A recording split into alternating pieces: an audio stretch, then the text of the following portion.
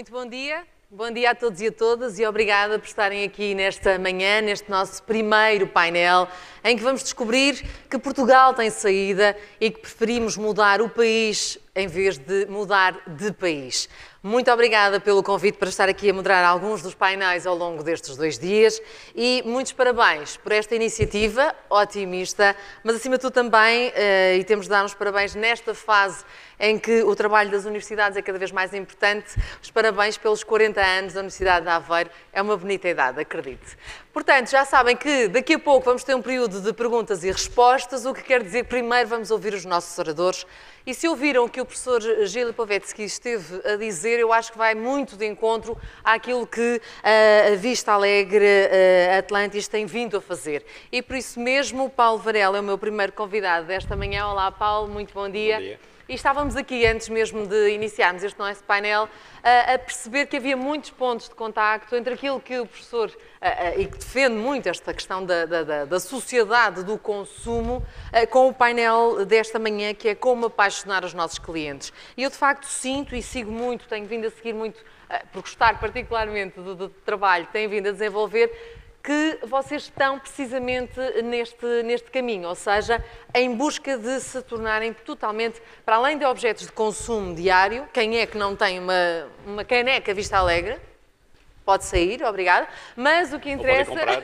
Ou comprar, há de haver uma loja aqui pertíssimo, mas, acima de tudo, grandes objetos de desejo. E eu falava-lhe destas novas coleções com a tal assinatura de marca, ou seja, já não são apenas objetos do cotidiano, para beber uma chávena de chá, mas, acima de tudo, objetos de desejo com estes criadores, os designers, a assinar as novas coleções. Portanto, Paulo, eu acho que vocês estão precisamente no bom caminho.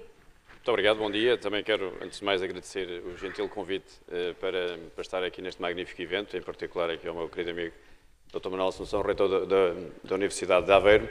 E, efetivamente, tudo aquilo que ouvimos na intervenção anterior, de alguma maneira, está incorporado no processo, digamos, que nós procuramos, que temos em curso e que encetámos há cerca de 3 anos, quando o Grupo Visaber adquiriu a Vista Alegre, no sentido de reposicionar a marca. Nós, efetivamente, quando entramos na gestão, quando tomamos posse, percebemos, efetivamente, daquilo que é um património histórico inquestionável, um produto de uma qualidade que é reconhecido dentro e fora de portas, mas, efetivamente, a marca tinha perdido algum foco, portanto, pretendia ser, estava assente em cima de uma tradição que já não apelava para um consumidor mais moderno, e, essencialmente, também nos pareceu que dificilmente seria possível internacionalizar naquele formato. Por isso, o que nós fizemos foi introduzir, digamos, a paixão, o design e, digamos, toda a criação artística em muito daquilo que tínhamos que fazer. É óbvio que não foi o único mecanismo. Nós desenhámos uma estratégia, digamos, assente em 2 vias. Uma via em que procurámos inovar através do produto, do design e através da própria produção e do fabrico. Fizemos parcerias a diversos níveis. Procurámos também incrementar de forma muito significativa a nossa presença internacional. Eu gostaria de referir apenas como termo de comparação que em 2008 o Grupo Vista Alegre Atlantis vendia cerca de 2/3 do que produzia em Portugal e apenas 1/3, pouco mais de 1/3 era exportado. Em 2012 já é praticamente o contrário, nós exportámos praticamente 2/3, estamos a caminho de exportar 2/3 do que produzimos e 1/3 ser destinado ao mercado nacional. E nesse sentido, tudo aquilo que é o design, as parcerias com criadores internacionais, o tirar partido daquela arbitragem que também foi aqui referida por próprios dias, no sentido que o mesmo consumidor, em momentos diferentes do seu ciclo de compra, digamos, pode optar por produtos de premium, em que está disposto a pagar um pouco mais, mas que simultaneamente, provavelmente, para outro tipo de utilizações que valoriza menos, está disponível a pagar menos. E nós fizemos, precisamente, parcerias por essas 2 vias que ele próprio referiu. Nós fizemos uma parceria mais recente com a Christian Lacroix para esse segmento premium, para tentar chegarmos, para entrarmos em mercados em que a marca Vista Alegre Atlantis não tem ainda a notoriedade que a Lacroix tem, com certeza, e por essa via vamos consolidando a nossa presença no mercado, além de que espero, e já estamos a fazer, vamos produzir coleções belíssimas, mas simultaneamente também fizemos mais recentemente uma parceria com a IKEA, no sentido de, vamos fazer uma fábrica nova que vamos construir, que já está a ser construída aqui em Ilhavo, para produzir um outro tipo de produto dirigido a um outro segmento e para um outro tipo de mercado. E, portanto, penso que aquilo que estamos a fazer, de alguma maneira, ilustra bem aquilo que é o novo consumidor e a maneira como nós vemos a necessidade clara de internacionalizar a marca. Nós a chamada personalização dos mercados, no fundo.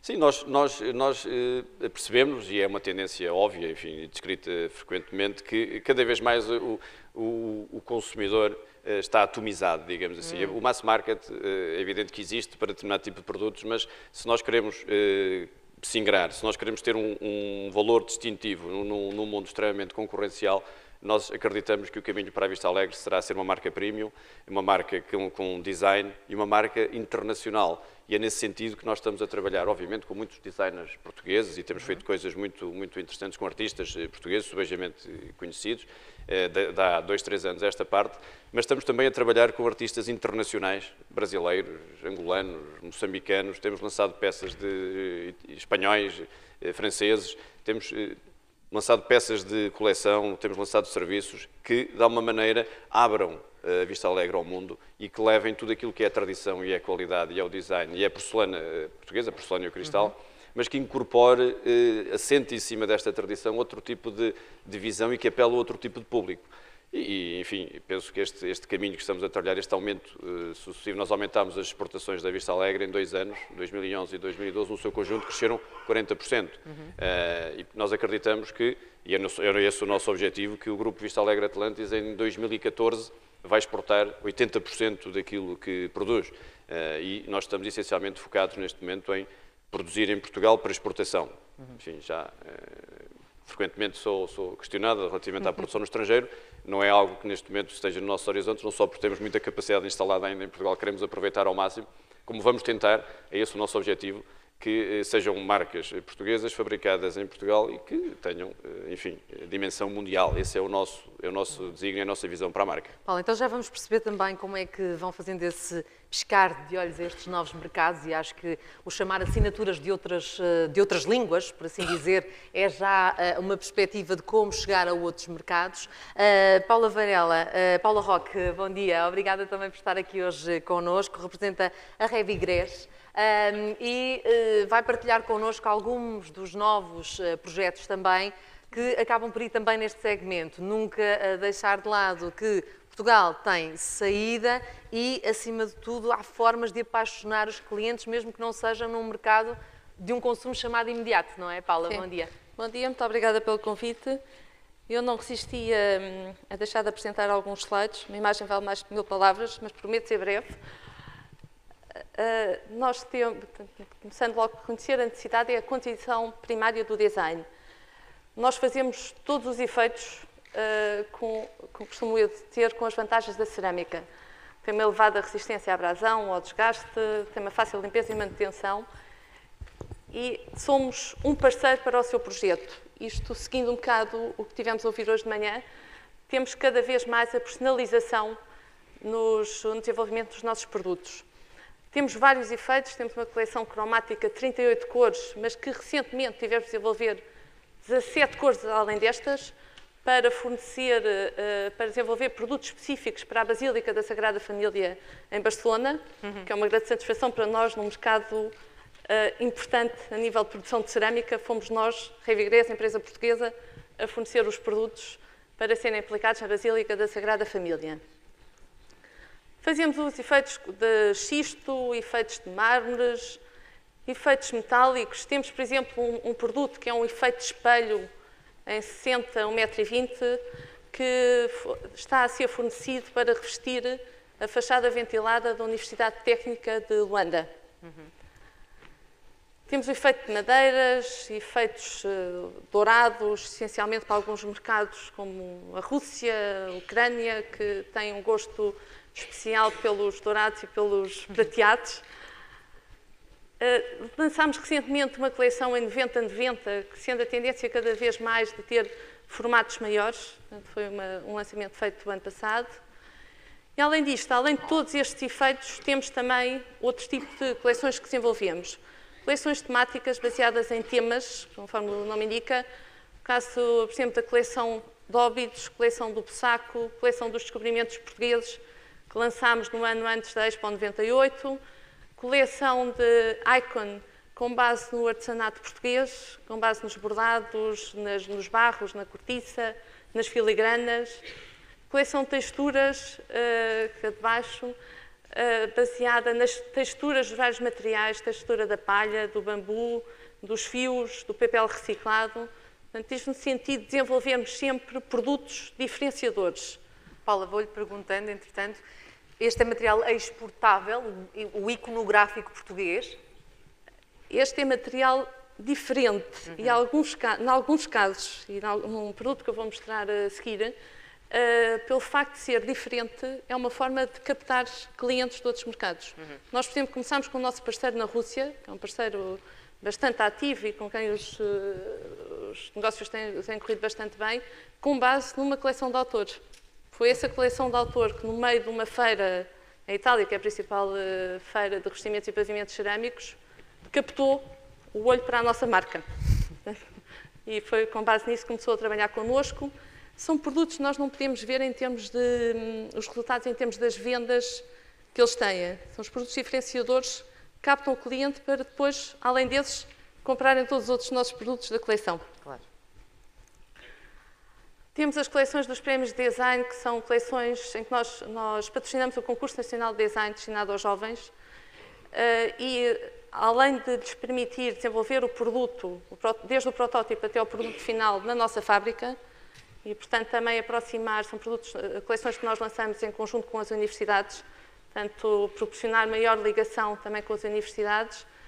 Os designers, ou arquitetos, ou jovens que estudam em artes, recebem também prémios pecuniários e, além disso, têm o prazer de ver o seu produto a ser comercializado.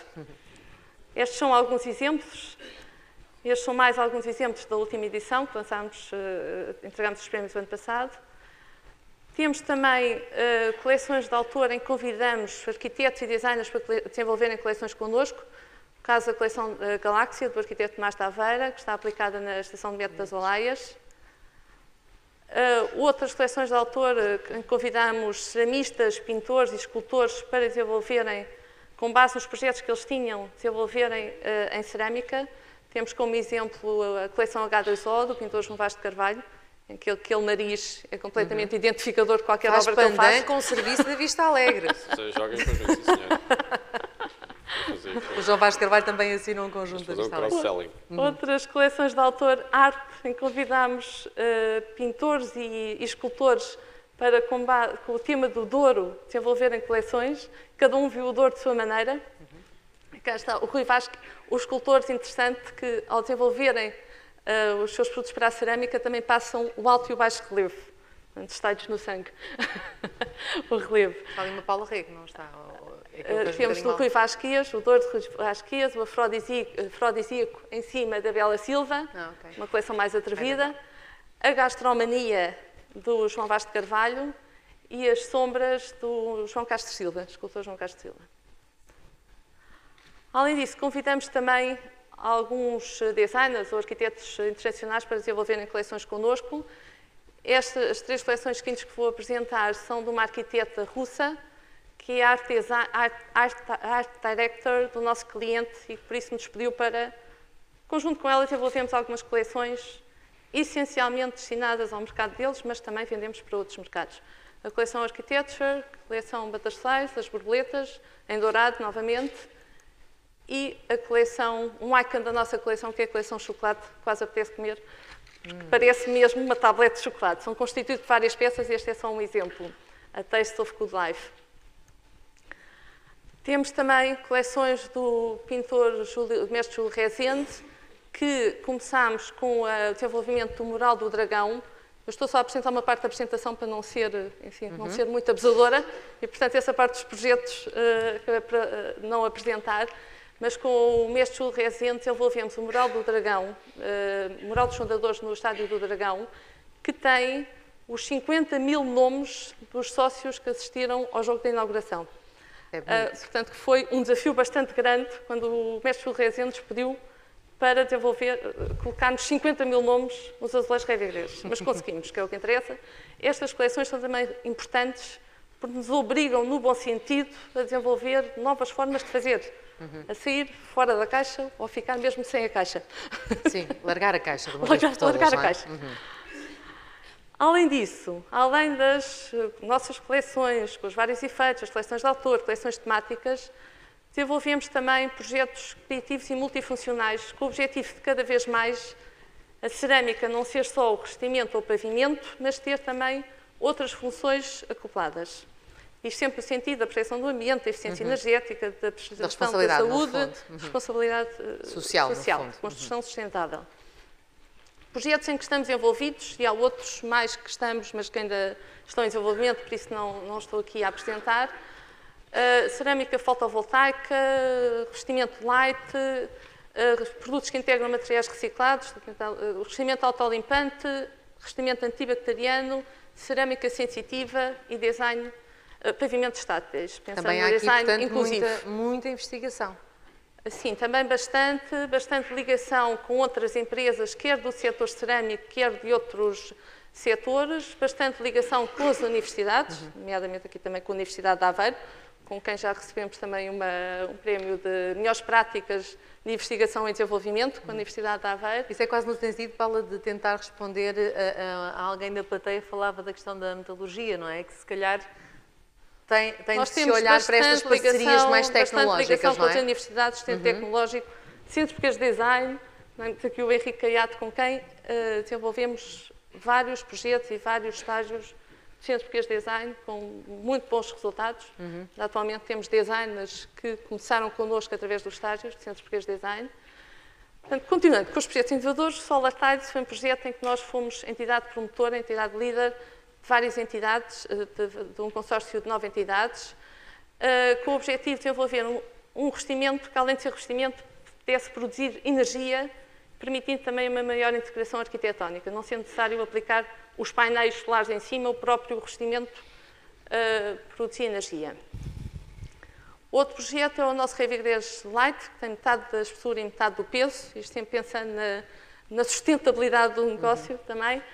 Recebemos o prémio Alfador em Espanha, fomos a única empresa portuguesa até agora a receber um Alfador, atribuído pela Sociedade Espanhola de Cerâmica e do Vidro. Ecotiles são produtos que integram materiais reciclados, também bastante importante para alguns projetos. Por exemplo, nós fornecemos os nossos produtos para Starbucks café, e nesses projetos é importante que cumpram alguns requisitos de sustentabilidade. Portanto, nós temos produtos com 100% de materiais reciclados, 90%, 25%, o que é importante para esse tipo de projetos, cada vez mais com esses requisitos.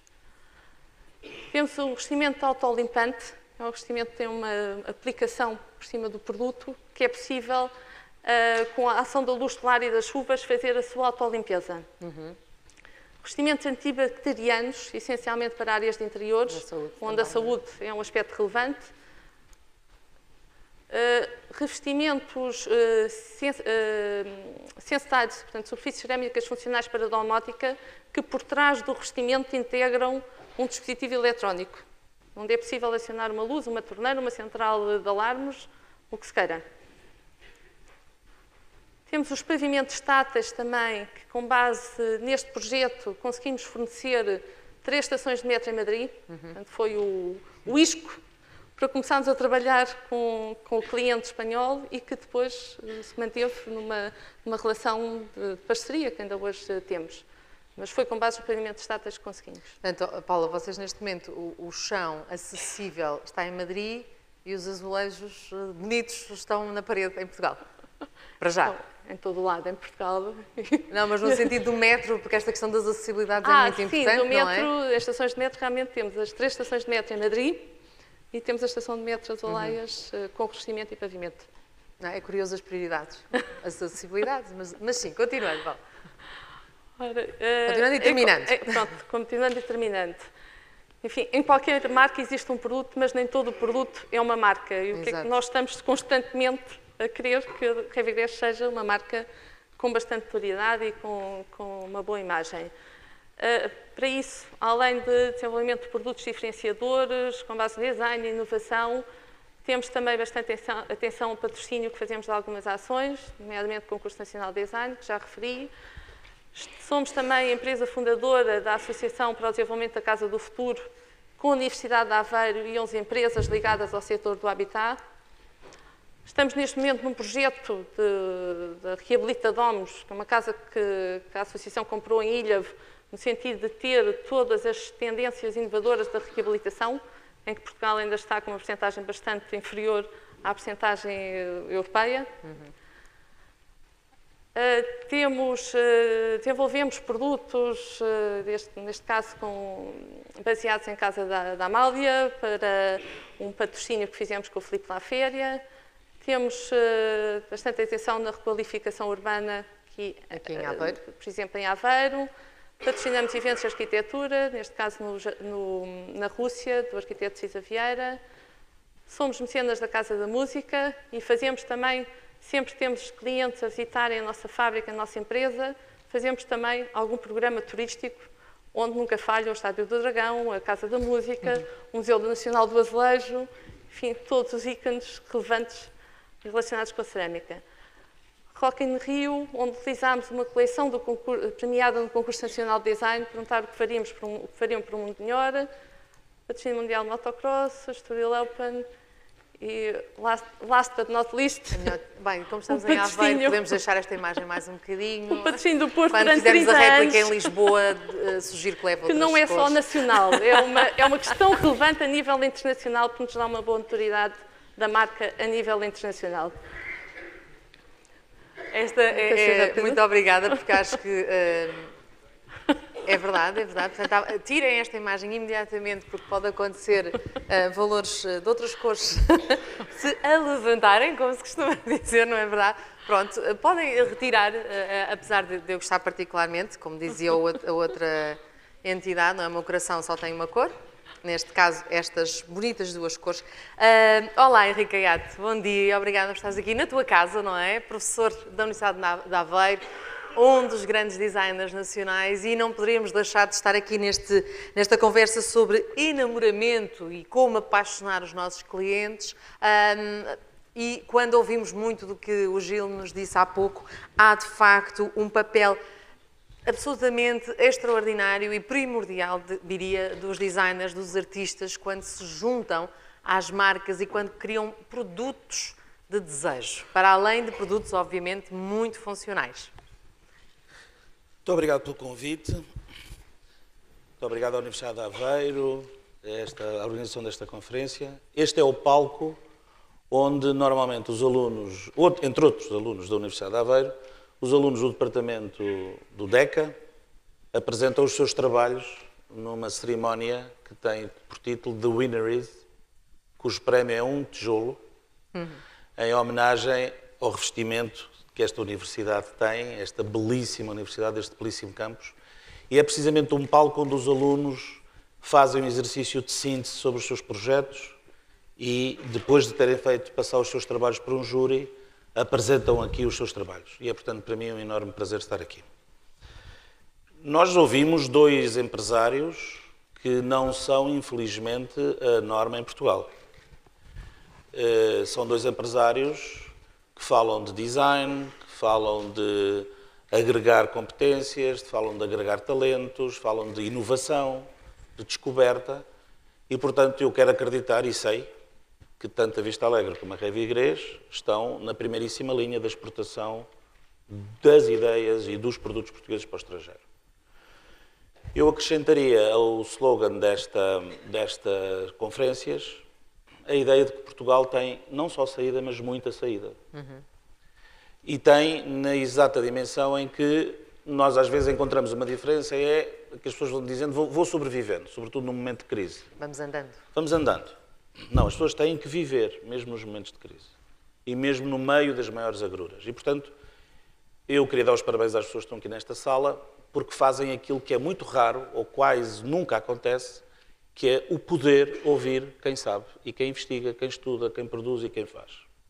E, portanto, ouvir é, porventura, a primeira deixa que eu deixava aqui, a primeira palavra, que pode eventualmente motivar perguntas e depois respostas. Nós, sem conseguirmos ouvir, e ouvir aqui, do ponto de vista metafórico até lato sensu, ouvir é ver, Ouvir é ler, ouvir é estudar, ouvir é respeitar o outro, é ter tolerância para ideias diferentes, mas é, sobretudo, aprender com quem tem experiência e com quem estuda.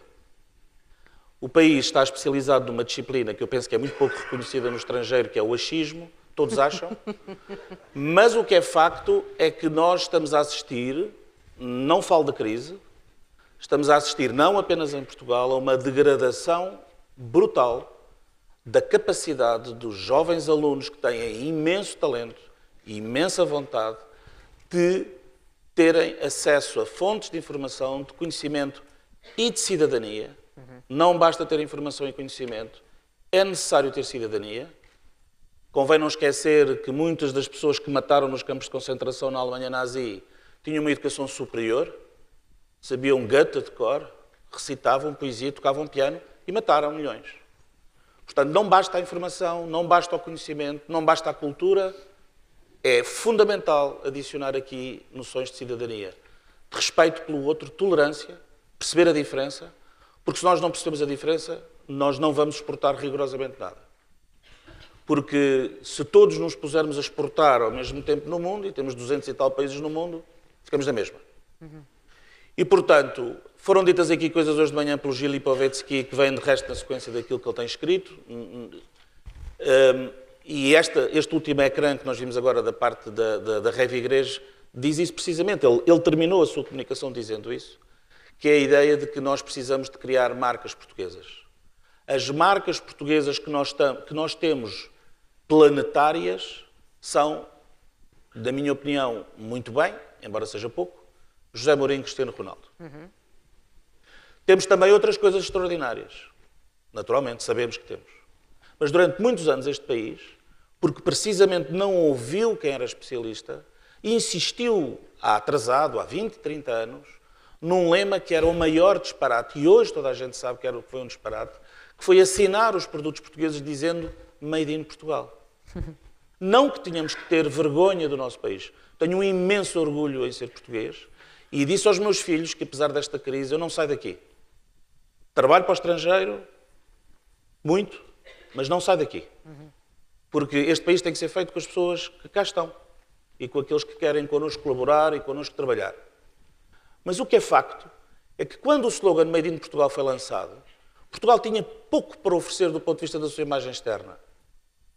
Nós tínhamos sol, sardinhas, praia, um povo muito simpático, muito acolhedor, que faz sempre um enorme esforço de comunicação e perante muitas vezes profissionais do mesmo ofício, com as mesmas capacidades, muitas vezes os portugueses fazem a diferença, porque os portugueses não são arrogantes, os portugueses tentam um território de interação e, portanto, nós cometemos esse erro repetidamente. Não é por acaso.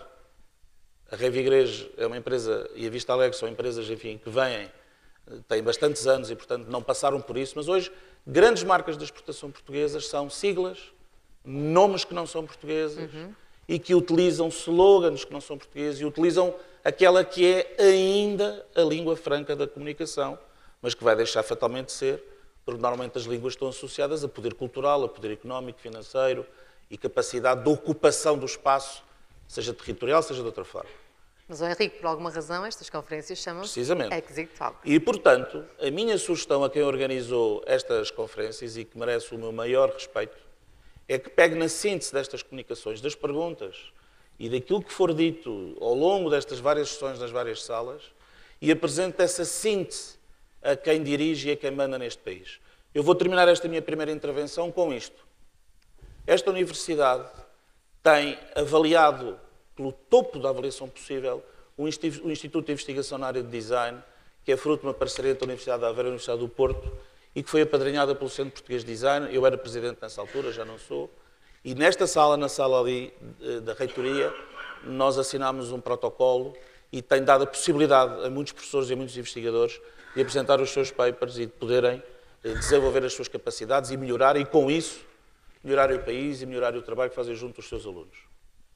É fundamental que se apresente as conclusões do que aqui se fizer. Uma das entidades que apoia esta iniciativa, que é a AICEP, foi associada do Centro Português de Design durante muitos anos. E eu demiti-me há 1 ano, a AICEP saiu há 2 anos. Eu pergunto-me como é que um organismo como a AICEP, e está a tempo de reverter esta decisão, pode ajudar na exportação de Portugal quando abandonou, à época, o Centro Português de Design e uma das muitas ferramentas que o Estado tem para poder exportar as suas competências. Faço daqui um apelo à AICEP, para que a AICEP, apesar do centro aparentemente ir morrer no fim de maio, pelas informações que eu tenho, a AICEP pegar nas suas mãos este desiderato, associe-se com as entidades privadas, não faltarão universidades, designers, professores a ajudar, porque nós não podemos deixar cair um instrumento com esta importância.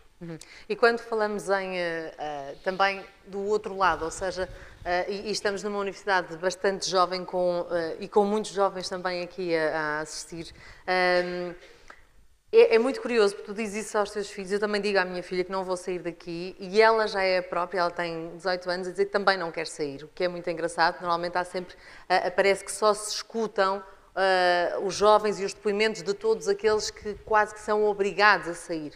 E há uma geração que não quer, há uma geração que acredita, não é? Eu acho que se deve sair, mas deve sair, como em tudo na vida, de livre vontade. Claro, não ser portanto, obrigado a, não é? Um jovem aluno que está num grau, num ano terminal do primeiro ciclo de Bolonha, e que vai com o programa Erasmus, ou professores em programas de valorização, ou outros programas que a União Europeia tem, e não é só a União Europeia que os tem. Sim, de aprendizagem ao longo da vida. Absolutamente.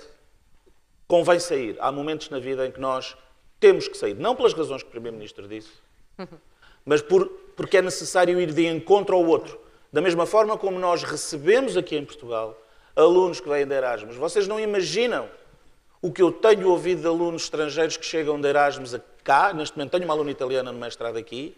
Eles vão ser embaixadores deste país. Claro. Quando voltarem.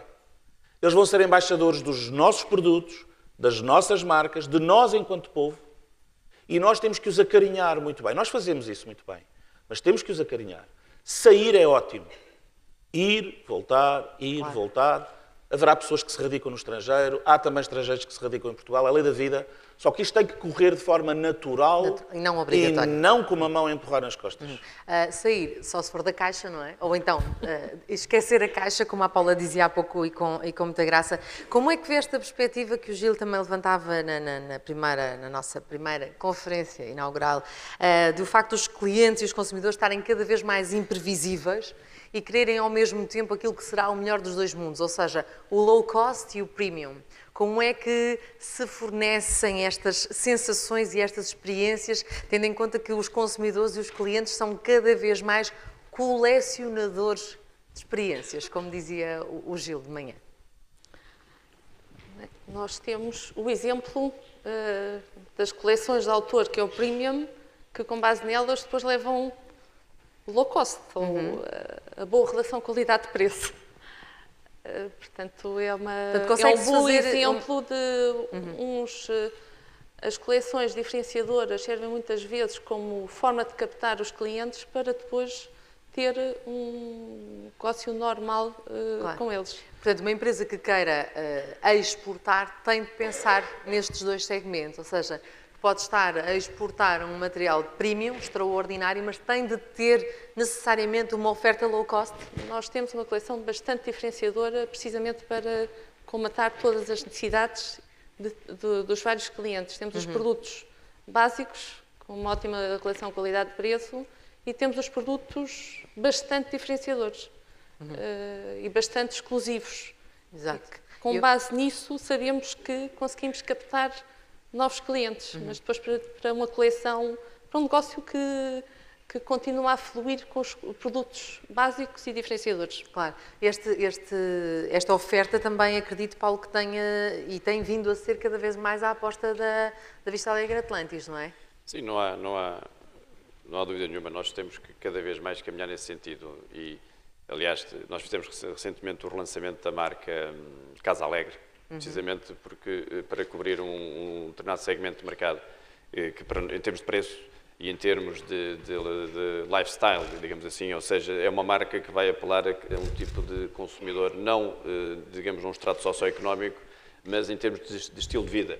E penso que cada vez mais as marcas terão que procurar posicionar-se a esse nível, ou seja, porque não é possível neste momento enquadrar um consumidor numa gaveta, digamos assim, porque o consumidor, em função dos momentos, e já hoje várias vezes foi referido isso e deram-se vários exemplos, em função do momento e do valor que atribui a determinado produto ou até a determinada circunstância, está disponível para gastar mais ou menos e não está necessariamente sempre vocacionado para produtos ou não está sempre orientado para o preço. Há momentos em que está orientado para o preço, mas o mesmo consumidor, como é referido como exemplo extremo, uma senhora tanto vai comprar umas calças ou um casaco à Zara, como depois passa para o Louis Vuitton e compra uma mala.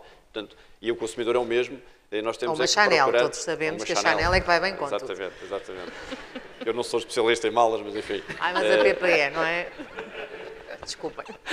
Mas, portanto, temos que estar sensíveis e disponíveis para isso. E um desafio é claramente maior, porque isto também é uma dinâmica permanente e contínua. Portanto, nós não podemos pensar que vamos segmentar, estratificar a nossa oferta e é um produto acabado. Claro.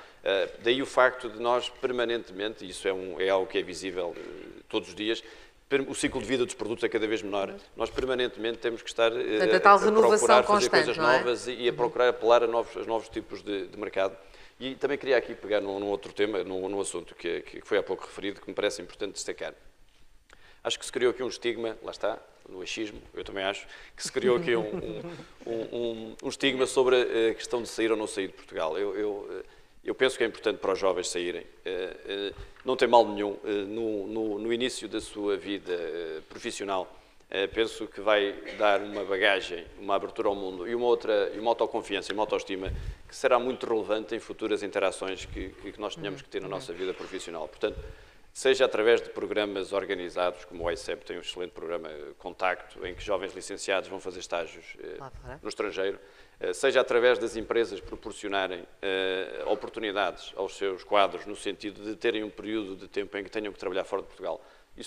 A minha própria experiência profissional passou por aí. Eu, no início da minha vida, vivi vários anos fora de Portugal, enfim, ao serviço do Grupo Visabeira, mas isso permitiu-me alargar um pouco os horizontes, permitiu-me assumir responsabilidades numa fase muito mais embrionária, digamos, da minha carreira, que, por sua vez, me permite encarar com muito mais confiança e com muito mais determinação e persistência, porque também é um conjunto de competências que se desenvolvem quando nós somos colocados perante desafios, especialmente em que temos que o gerir muitas vezes sozinhos, sem termos a rede que existe em Portugal quando nós estamos confortavelmente instalados aqui numa empresa. Portanto, eu acho que isso é importante, é positivo e deve ser incentivado.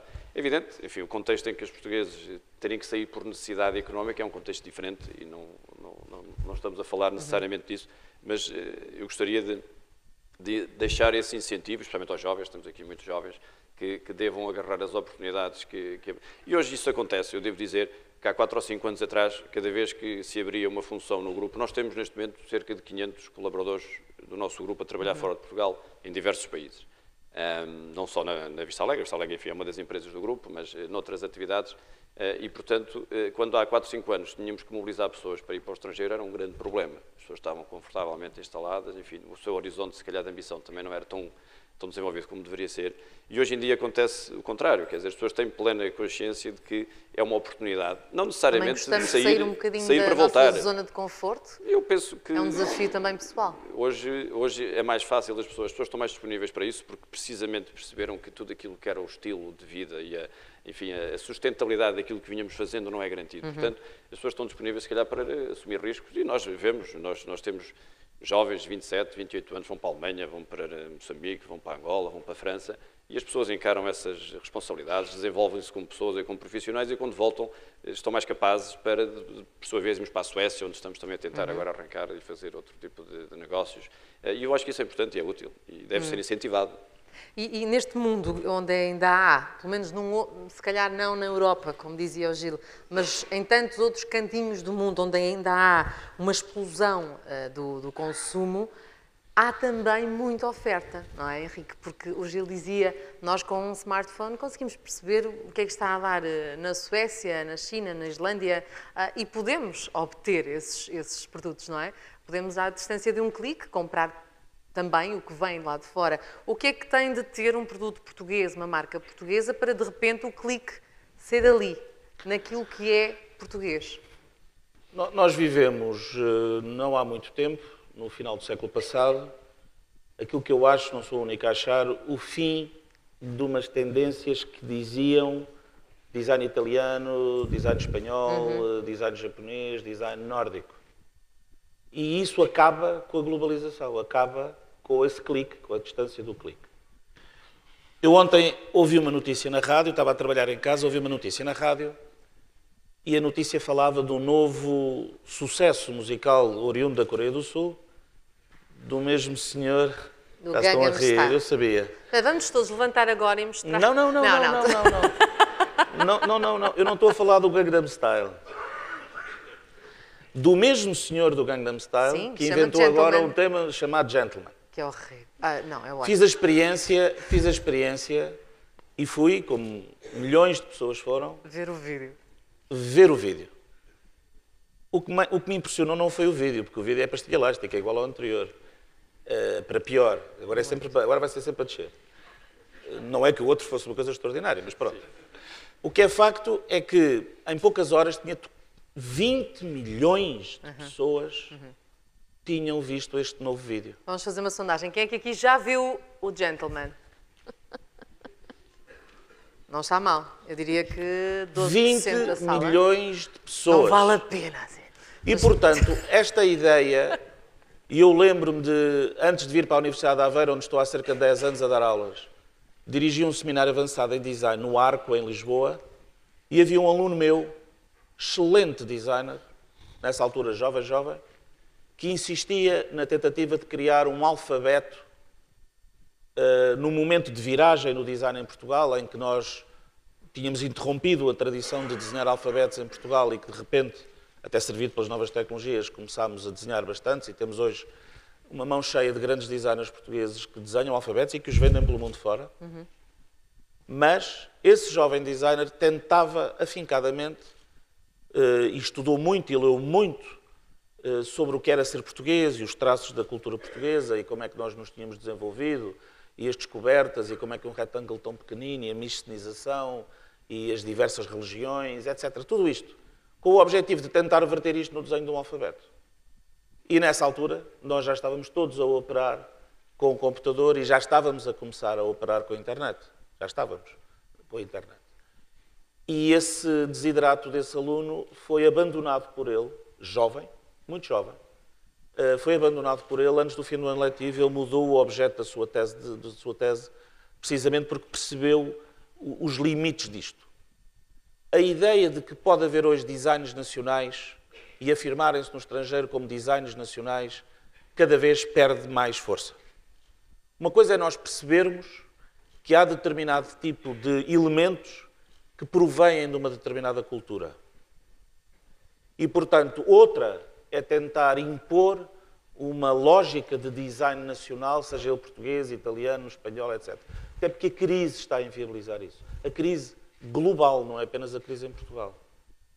Esta massificação dos 20 milhões do senhor do Psy, do Gangnam Style, que quando forem todos a correr e quem tem tablets e computadores, eu acredito que já há gente a pesquisar, não vale, e nos iPhones... Chama-se Gentleman. Mas o que é facto é que hoje as marcas não têm país. Um dos maiores produtores portugueses de sapatos, que é um dos maiores produtores do mundo, chama-se Fly London. Como Fly London? É feito no Norte. Podia ser Aqui. Fly Lisbon ou qualquer coisa. Qualquer coisa que remetesse para Portugal, não é? E, portanto, esta tendência cada vez se assiste mais. Mesmo alguns dos nomes que o Gil Lipovetsky falou há pouco são pessoas que andam numa transumância permanente. Andam de cliente para cliente, de país para país, de produto para produto. Nós, às vezes, nós não sabemos de que origem nacional é um determinado designer ou um determinado produto. Mas isso é importante. Não, precisamente. O que é importante é que nós consigamos, em Portugal, ter uma formação, fornadas sucessivas de jovens que vão melhorando na sua qualidade projetual, na sua qualidade de investigação, de procura, ética, e que tenham o talento para poder afirmar as suas peças. Eu fui testemunha, tive esse privilégio de ser testemunha de numerosas embaixadas de designers portugueses, do têxtil ao equipamento, ao produto, gráfico, comunicação, multimédia, etc., e vi os nossos designers e os nossos produtos baterem-se de igual para igual e muitas vezes ganharem prémios que teoricamente iriam para as mãos de outras pessoas e de outras latitudes. É curioso perguntar esta questão da nacionalidade do produto, ou seja, será que lá fora quem consegue dizer Vista Alegre Atlantis sabe que estamos a falar de uma marca já portuguesa? Revigrés exatamente a mesma pergunta. E eu pergunto isto no sentido de saber a nacionalidade, porque eu posso dar a situação inversa, ou seja, e se todos bem se recordam o que aconteceu com Timor e com a Indonésia, o que é que os portugueses fizeram aos produtos da Indonésia? Bloqueamos, por isso simplesmente olhávamos, fazíamos questão, eu lembro perfeitamente, as pessoas estavam em supermercados, em hipermercados, em lojas de roupa, sobretudo de desporto, olhavam para a marca e diziam, se é feito na Indonésia, não levo. Não sei se se lembram disto, isto não foi assim há tão pouco tempo. Ou seja, há o outro lado também quase da nossa responsabilidade social naquela altura, naquela época, de não escolher Made in Indonésia. Aqui é ao contrário. Sim, a questão da marca e das marcas portuguesas é um tema sempre complexo. E, aliás, quando numa fase inicial, depois de nós termos adquirido a maioria do capital da Vista Alegre, portanto, no ano 2009, houve uma reflexão interna relativamente à questão, o nome Portugal faz parte da marca Vista Alegre Portugal. E se isso era uma mais-valia ou menos-valia, se interessaria deixar cair ou não, nessa lógica de que queremos internacionalizar a marca e, portanto, isso poderia dar uma forma, ser um fator limitativo.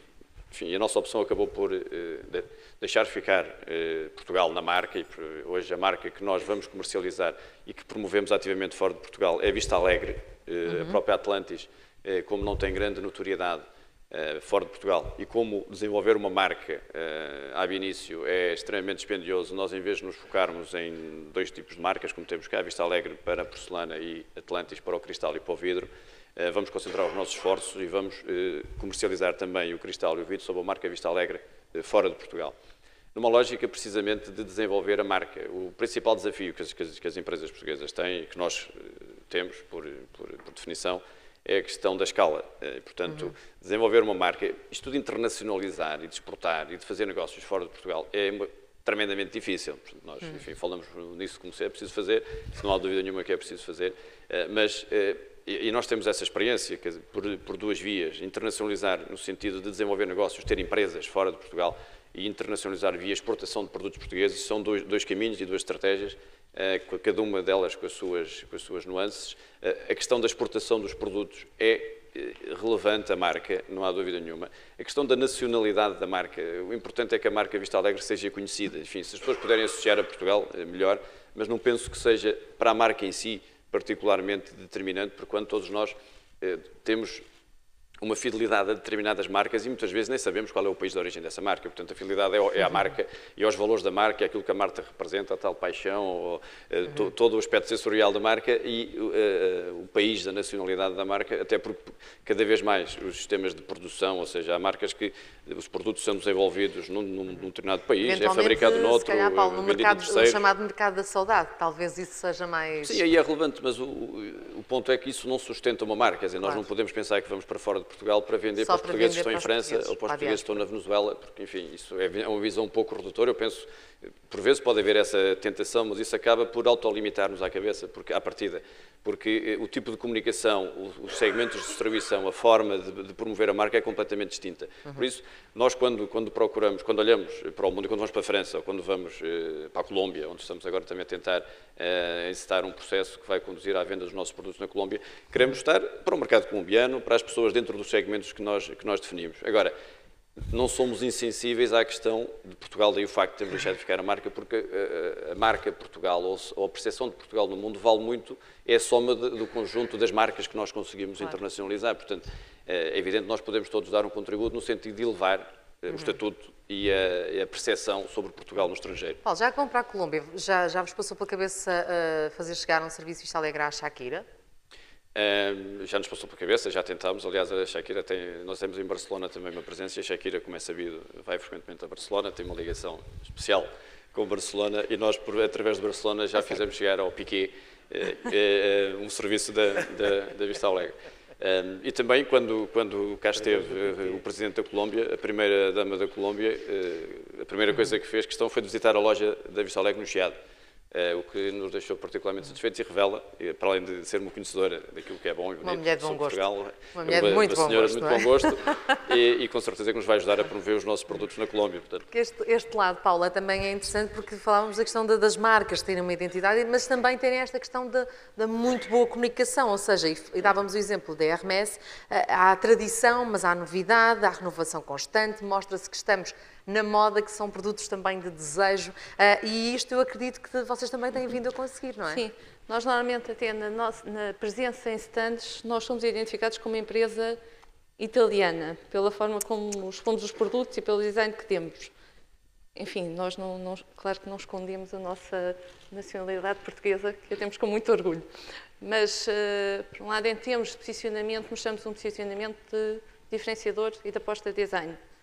Por outro lado, também temos, por exemplo, o nosso cliente da Rússia, que quando comenta tem fornecedores, fornecedor português, a Revigrês, e italianos, e diz que connosco sabe que a resposta é dada no dia e que às 2 horas as pessoas, se quiser saber ter uma resposta, que durante o dia a tenha. Exatamente. Em Itália não sabe se as pessoas vão depois do almoço, a que horas chegam, quando é que lhes apetece responder. Nós, por Portanto, exemplo, há até... também confiança. Exato, portanto, temos essa parte também de tentativa, uma aposta do bom serviço. Por exemplo, nós nos dias feriados, são pequenos pormenores, mas nos dias feriados em Portugal, nós temos pessoas no Departamento de Mercado Externo para poder dar resposta. Não interessa nada ser feriado cá em Portugal se não é nos outros países. Portanto, temos é que estar aptos a dar resposta aos clientes. Portanto, quer dizer que há aí uma matéria de comunicação com muito potencial, que é confiança. Confiança. You can trust Confiança, Portugal. bom serviço. Eu creio que os nossos clientes... Não é? Os nossos clientes que realmente têm essa boa imagem da Revigrês e que nós tentamos ter também uma aposta grande no sentido de lhes darmos sempre resposta rápida. Claro. Esta questão ainda o design, e antes de passar ao período de perguntas e respostas, é curioso porque o neodesign, não é? Eu gostei muito da expressão neodesign sensível, emocional, que conta histórias e que nos faz sonhar.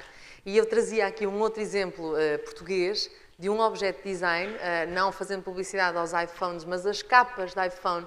Não sei se conhecem uma série que tem muito sucesso junto da camada, sobretudo adolescentes, sobretudo raparigas adolescentes, chama-se Gossip Girl.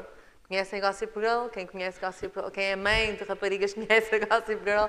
As capas de uma das protagonistas, a Serena, as capas de iPhone são desenhadas por uma portuguesa, a Ana Romero. Portanto, e tornou-se um objeto de design em Nova Iorque ter aquelas capas. Não umas capas quaisquer, mas quantas pessoas saberão que a Ana é portuguesa? Para quantas pessoas interessa que a Ana seja portuguesa? Já que estamos nesta conversa familiar de pais e filhos, tenho que falar da minha filha. A minha filha, quando foi para Londres tirar o curso de teatro, foi para lá viver, estava, como se costuma dizer, anulante para ir para Londres. E eu fiz um exercício. Fui a uma loja de design português, sou amigo da dona, tive um desconto, e escolhi um conjunto de objetos que, expostos em cima de uma mesa, ninguém iria dizer que é um design português, mas eu fiz questão de oferecer à minha filha um conjunto de objetos, desde um chapéu de chuva, uma mochila, um casaco, tudo desenhado por portugueses. No caso da mochila, era uma coisa relativamente recente à época, que era feito com a parte interior dos estofos dos automóveis. Quando os carros eram abatidos, eles reaproveitavam essas telas e com isso faziam malas. O sucesso que ela fez em Londres, junto das amigas, futuras atrizes, e que hoje já são atrizes de teatro, foi incrível. Perguntavam, isto vem de onde? Isto vem de Portugal, isto é tudo português. O meu pai é designer, ofereceu-me isto. E, portanto, nós precisamos de encontrar emissores permanentes. Nós temos uma grande marca, o vinho do Porto, é uma marca incrível. Só que o vinho do Porto é entendido como uma marca, eu diria, global, relativamente a um bem que é transacionado e que depois se pulveriza num conjunto de marcas, submarcas. Todas as marcas das empresas que produzem, ou as marcas que fazem vinho, o vinho português deu um salto brutal. Nós hoje temos um país, convém não esquecer, temos um país que em muitas áreas é muito bom. Azeite. É muito bom. E, portanto, eu não alinho na carroça que diz que somos todos maus, que isto é tudo uma porcaria, que somos todos maus. E como vou ficando antigo, vou vendo exemplos pelos sítios onde passei. Eu, quando vivi na Finlândia e estudei na Finlândia, no final dos anos 70, sabe o que era a Nokia nessa altura? A Nokia, na sua segunda vida, fazia botas de borracha, empanques, oleados, material derivado do petróleo, mas que nós poderíamos agrupar nesta área de produtos. Vinha de uma geração anterior, mesma marca. Nokia é uma localidade. Mesma marca, era abater madeira, transformar pasta de papel. E quando a Nokia migra para as novas tecnologias, isto a propósito da ideia de escala, são 4 milhões e meio. Nós somos aqui 10 milhões e tal e no mundo 20 milhões. Os finlandeses têm uma língua, enfim, falam eles, penso que eles próprios não se entendem uns aos outros. Mas o que é facto é que nós temos uma língua que é poderosíssima. Uma língua que é poderosíssima e, portanto, o que é facto é que a Nokia fez o mundo inteiro. E depois, na minha opinião, cometeu aqui um erro estratégico, não viu aparecer a tempo os smartphones e está a perder. Eu só queria terminar dizendo o seguinte. As marcas são também pessoas. Eu não foi por acaso que eu falei no Mourinho ou no Cristiano Ronaldo. O prémio ao Gonçalo Ribeiro Teles há uma semana de arquitetura paisagista. E não se esqueçam, Jesus Cristo é português, não é? Jesus Cristo é português. Foi agora E patenteado. só tem a ópera, não é? Hot Jesus is português. E, portanto, nós temos Álvaro Cisa Vieira, Eduardo Souto Moura, temos especialistas em biotecnologia, em ciência, em medicina, que não são marcas, são pessoas que se afirmam pela sua qualidade de investigação e de trabalho. Depois há grupos de pessoas que são também marcas do país. Nós já vimos aqui uma que é o Futebol Clube do Porto, depois ao Benfica, não é? Porque... E o Braga, caralho. O meu reitor olhou para mim em busca de algum auxílio e aqui estou eu, a dar o corpo às balas, E, portanto, de facto, é importante que nós, portugueses, não sejamos arrogantes, nem sejamos aristocratas no sentido de dizer isto não interessa porque é futebol.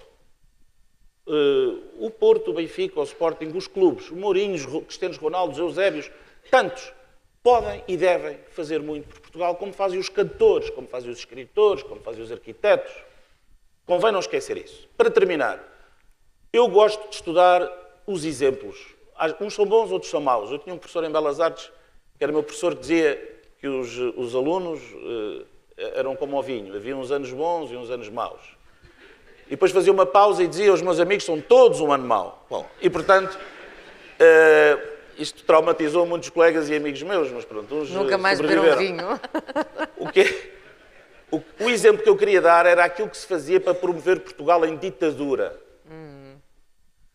O Sr. Salazar, houve uma altura que teve um senhor chamado António Ferro, que foi das mentes mais brilhantes que a ditadura teve, muito mais brilhante que o professor Salazar, de resto, que inventou o seguinte esquema.